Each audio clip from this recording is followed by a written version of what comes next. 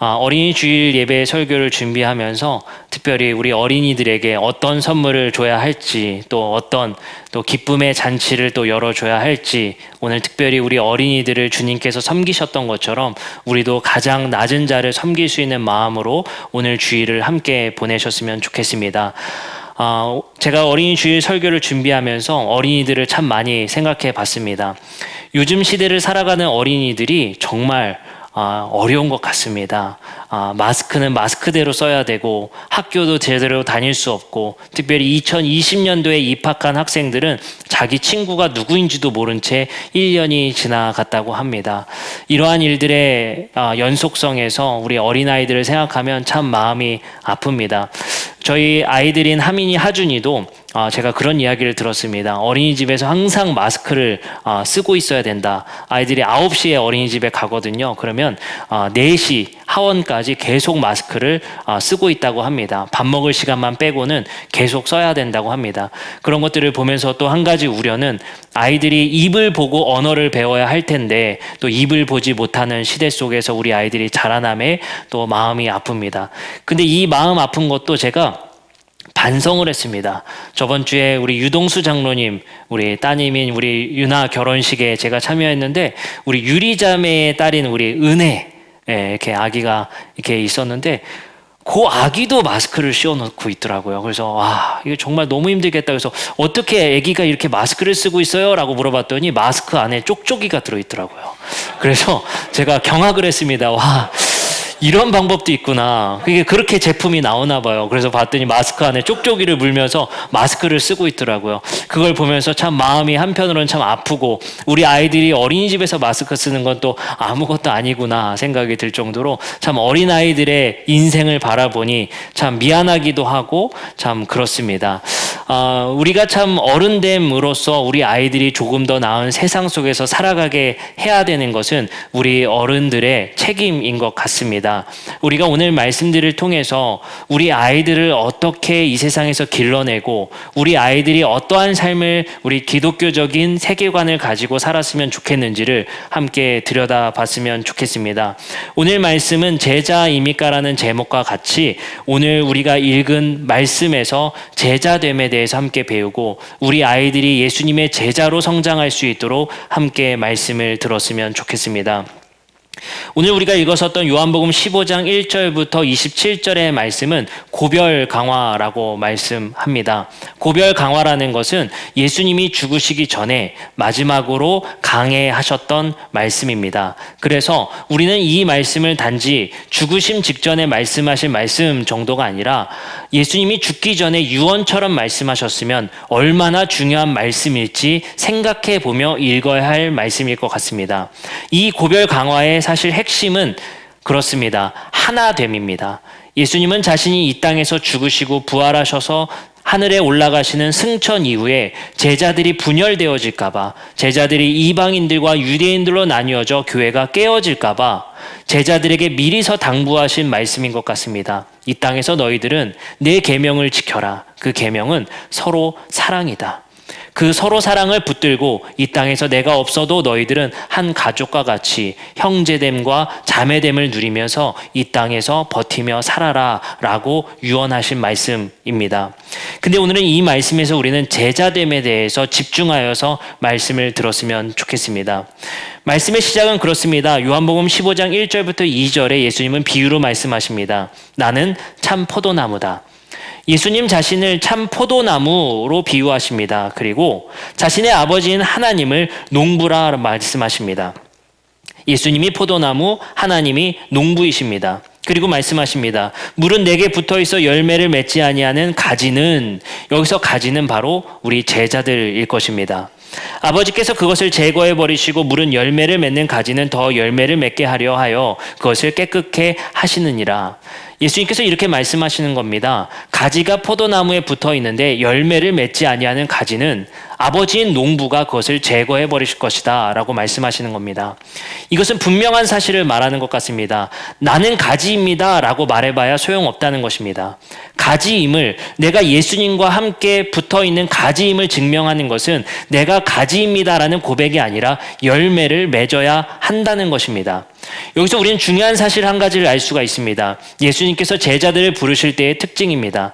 나를 믿어라, 나를 믿어라, 이러한 신앙을 요구하지 않으십니다. 예수님은 항상 제자들을 부르실 때 나를 따르라 라고 말씀하십니다.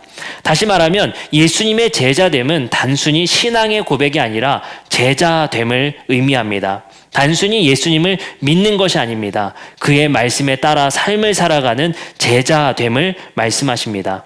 따라서 우리 그리스도인이라는 것은 신앙인을 넘어서 예수의 삶을 따라 살고자 고백한 제자됨을 이야기하고 있습니다.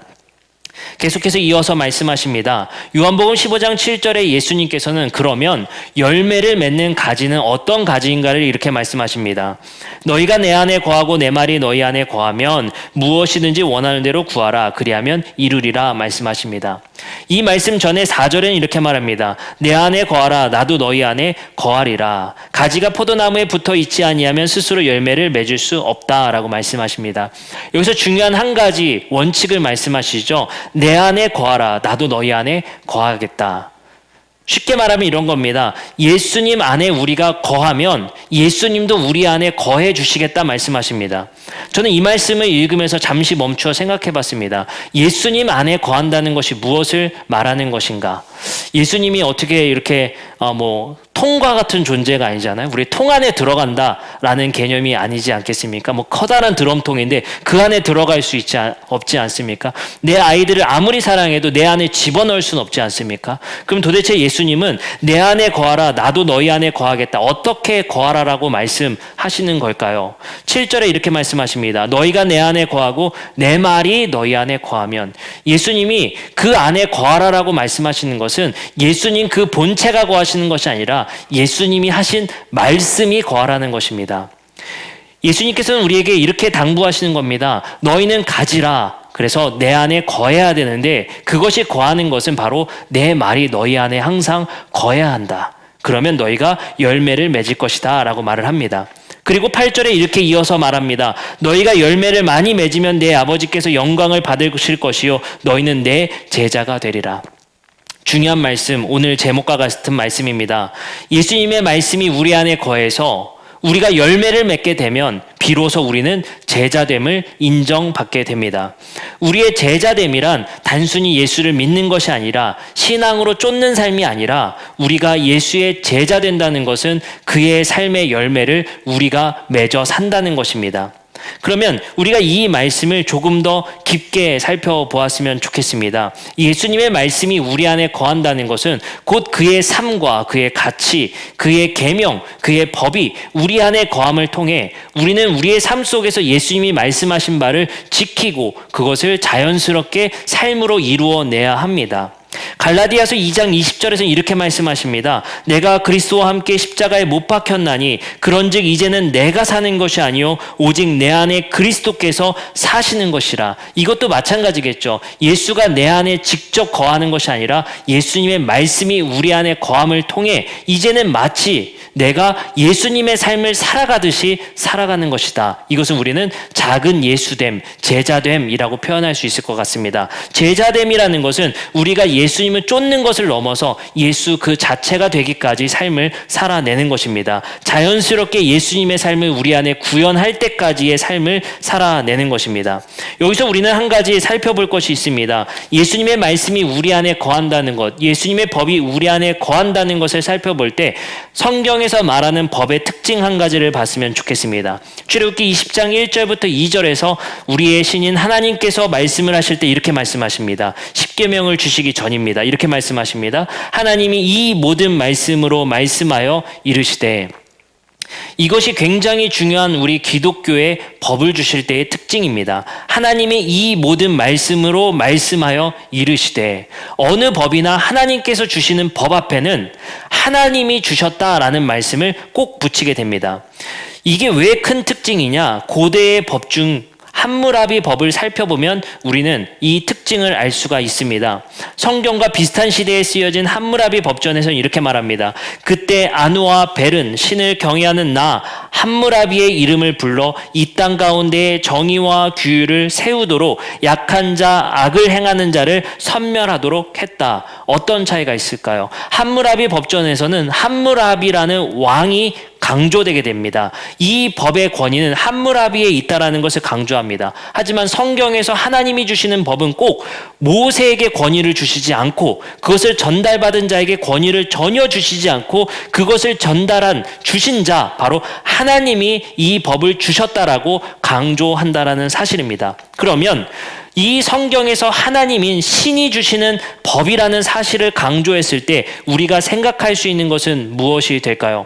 말씀 한 절 읽어보겠습니다. 출애굽기 23장 4절부터 5절입니다. 내가 만일 내 원수의 길 잃은 소나 나귀를 보거든 반드시 그 사람에게로 돌릴지며 내가 만일 너를 미워하는 자의 나귀를 짐을 싣고 엎드러짐을 보거든 그것을 버려두지 말고 그것을 도와 그 짐을 부릴지니라. 이 말씀을 한번 같이 생각해 봅시다. 어떤 상황이냐면요. 말씀을 받는 내가 만일 원수를 우리가 길에서 만나게 된 거예요. 근데 뭘 보게 됐냐면요. 내 원수의 기르는 소와 나귀를 보게 됐습니다. 그랬을 때 우리는 그것을 성경에서는 반드시 원수된 사람이 주인이니까 그것을 돌려주라고 말씀하십니다. 두 번째입니다. 또 만일 내가 미워하는 자의 나귀가 짐을 싣고 엎드려졌어요. 너무 무거웠나 봐요. 그것이 무너졌습니다. 그것을 봤을 때 그것을 버려두지 말고 그것을 도와서 그 짐을 다시 챙겨주라라고 말씀하십니다. 근데 여기서 특징이 있죠. 어떤 대상자요? 그냥 지나가다 사람이 아니에요. 원수된 사람과 미워하는 자의 상황입니다. 그것을 봤을 때에 그것을 모른 채 하지 말고 반드시 도와주라는 것입니다. 근데 여기서 여러분들께 한 가지 질문 드릴 것이 있습니다. 이것을 만약에 대한민국의 사회법으로 가져온다면 이것을 어겼다고 해서 여러분들이 처벌받을 대상이 되겠습니까? 이런 상황인 겁니다. 제가 운전을 하고 다니다가 초등학교 때 저를 괴롭혔던 그 원수를 만나게 됐어요. 근데 그 친구가 웬일인지 폐지를 줍고 있는 거예요. 그래서 그 폐지 줍는 친구를 봤는데 저 내 원수였는데 근데 폐지 리어카가 넘어져 있는 겁니다. 그것을 못 본 채 지나가도 대한민국의 사회법으로는 처벌 대상이 아닙니다. 그것은 도덕과 윤리의 문제입니다. 근데 놀랍게도 출애굽기 23장 4절부터 5절의 말씀은 세상에서 도덕이라 여기고 우리가 법적인 처벌을 가하지 않는 윤리의 문제마저도 하나님께서는 법으로 지정하여 지키라라고 말씀하시는 겁니다. 이것이 왜 놀라운 말씀이냐면요. 도덕과 윤리는 법적 처벌 대상이 아니며 경찰의 감시의 대상이 아니며 판결의 대상이 아닙니다. 세상에서는. 하지만 하나님이 이 모든 말씀으로 말씀하여 이르신 하나님이 주신 법에는 도덕과 윤리가 포함될 수 있다는 것은 하나님은 항상 우리를 관찰하고 계시고 보고 계시기 때문이라는 것입니다. 그렇기 때문에 우리 그리스도인들은 도덕과 윤리 측면에서도 매우 엄격함을 알아야 합니다. 하나님께서는 따라서 우리가 살인하지 말라, 도둑질하지 말라, 간음하지 말라의 문제를 넘어서 우리에게 도덕의 문제, 윤리의 문제마저도 하나님께서 관찰하고 계시고 알고 계시기 때문에 우리는 그것에서도 외면하지 말라라고 말씀하시는 겁니다. 재미난 사실은 이 법에서 말하는 규정을 살펴봤을 때 우리는 이렇게 생각해 볼 수 있습니다. 이 법을 지키기 위해서는 2번, 3번 생각했다가는 이걸 지킬 수가 없습니다. 이것은 하나님의 말씀이 내 안에 거함을 통해서 완전히 체율화됐을 때, 완전히 내 것이 됐을 때 반사신경적으로 움직여져야 이것을 할 수 있는 것입니다. 예를 들어서 성경에서는 선한 사마리아인 이야기가 나옵니다. 많은 이들이 선한 사마리아인 이야기를 잘 알고 있습니다. 레위인과 제사장이 그 사마리아인 그 강도 만난 자를 봤을 때 그것을 외면하며 지나갔지만 오히려 소외받던 이었던 사마리아인이 그것을 봤을 때 그것을 도왔습니다. 거기서 우리는 한 가지 생각해 볼 수 있는 것입니다. 그것을 도운 자와 돕지 못한 자의 차이, 그것은 바로 그것을 생각하고 내 주변을 살피고 나에게 이것이 해가 될 것인가 득이 될 것인가를 생각하면 그것을 지킬 수 없다는 것입니다. 사마리아인은 그것을 즉각 움직여 그것을 지켜냈다는 것입니다. 출애굽기 23장 말씀과 선한 사마리아인 사마리아인의 말씀과 같은 도덕과 윤리, 그리고 예수님의 말씀이 내 안에 거한다는 것은 그것이 우리 안에 완전히 자리 잡아서 무의식 중에도 움직일 수 있어야 된다는 것입니다. 그런 일들을 우리가 주변에 살펴봤을 때, 발견했을 때 고민하고 생각할 것이 아니라 예수님의 말씀이 내 안에 거한다는 것은 즉각적으로 움직일 수 있는 삶, 생각을 넘어서 무의식의 경지에서도 우리가 즉각적으로 움직일 수 있을 만큼 훈련해야 된다는 것입니다. 생각보다 우리의 행동은 지성에 의해서 움직이지 않습니다. 생각보다 우리가 하고자 하는 그 행동들은 욕망에 의해서 움직여진다는 사실을 우리는 과거에 배운 적이 있습니다. 그것은 바로 우리의 습관입니다. 우리가 운전할 때 생각하며 운전하지 않습니다. 물론 길을 찾아갈 땐 예민하게 반응하고 생각하며 운전하겠지만 보통의 일상에서의 운전은 대부분 무의식 중에 운전하게 됩니다. 깜빡이 켜고 깜빡이 끄고 이것을 내가 생각해서 내 의식에 의해서 깜빡이 켜고 끄는 것이 아니라 무의식에 의해서 움직인다는 사실을 알 수가 있습니다. 물을 마시는 것도 마찬가지죠. 내가 작동해서 물을 마셔라 나에게 명령하는 것이 아니라 무의식 중에 나는 그냥 물을 마시게 되는 것입니다. 그저 목마르기 때문에.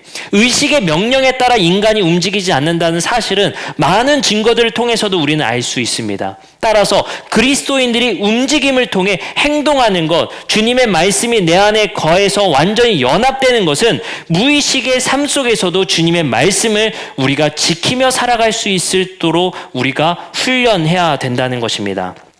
그래서 우리는 이웃을 사랑해야 돼가 아니라 반사신경적으로 움직일 수 있어야 한다는 것입니다. 마치 사마리아 여인이 그러했던 것처럼 말입니다.